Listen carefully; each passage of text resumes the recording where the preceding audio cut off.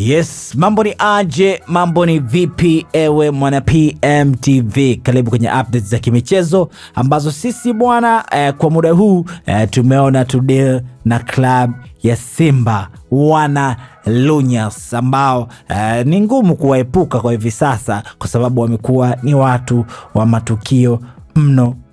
Tunafahamu kwamba jana klabu ya Simba ilikuwa na mchezo wa ligi kuu ya Tanzania bara dhidi ya Coastal Union, mechi iliyopigwa katika dimba la Meja Jenerali Isamuhyo huko maeneo ya Bunju. Sasa mchezo huo klabu ya Simba of course tunafahamu ilifanikiwa kuondoka na ushindi wa mabao 2-0, lakini kitu ambacho kiliteka vichwa vya habari ni kukosekana kwa winga tishio, wingani yani Eli Mpanzu Kibisa Wala ambaye siku si nyingi tu hapo nyuma kulikuwa na taarifa kwamba ameongezewa mkataba wake, lakini tetesi ambazo zilikuwa zinazungumzwa jana baada ya kukosekana kwenye kikosi kilichoanza pamoja na kikosi ambacho kilianzia bench, watu wakawa wamegusanisha nyaya na wapo ambao walianza kueneza uvumi kwamba Eli Kibisa Wala Mpanzu ameigomea klabu ya Simba,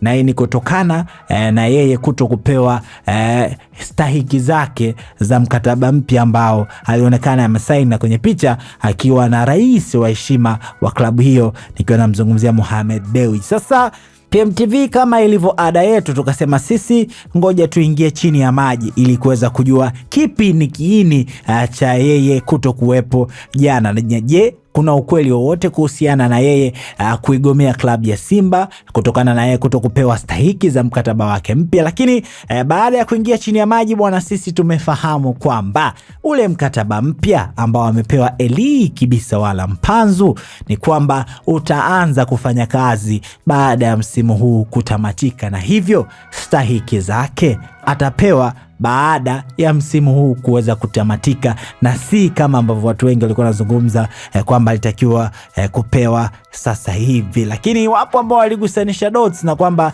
mara wameomona na tajiri wa timu fulani na timu wa upande wa pili, lakini ni wajuze tu kwamba klabu ya Simba na Eli Mpanzu mkataba wao mpya utaanza kufanya kazi baada ya msimu kutamatika, na stahiki zake zitaingizwa baada ya msimu huu kutamatika. Hivyo wewe kama mwana Lunyas jipige kifuani kwa sababu Eli Kibisa Wala Mpanzu bado ni mali ya klabu ya Simba. Sasa wakati unajipiga kifuani usisahau kuacha komenti yako hapo, lakini wakati unaacha komenti yako usisahau kwamba kasino imeletwa mkononi mwako. Haina haja ya wewe kuanza kuzulula usiku kwa sababu pmbet.co.tz ni sehemu ambayo utapata michezo ya kasino zaidi ya 1500 ambako huko kwa mzungusho ama spin yoyote kuanzia 500 na kuendelea, jua kwamba unaweza kujishindia pesa, lakini ukaingia kwenye draw ya kujishindia magari ya kifahari kama Toyota Harrier. Website yao ni pmbet.co.tz. Mimi naitwa Raymond Elias.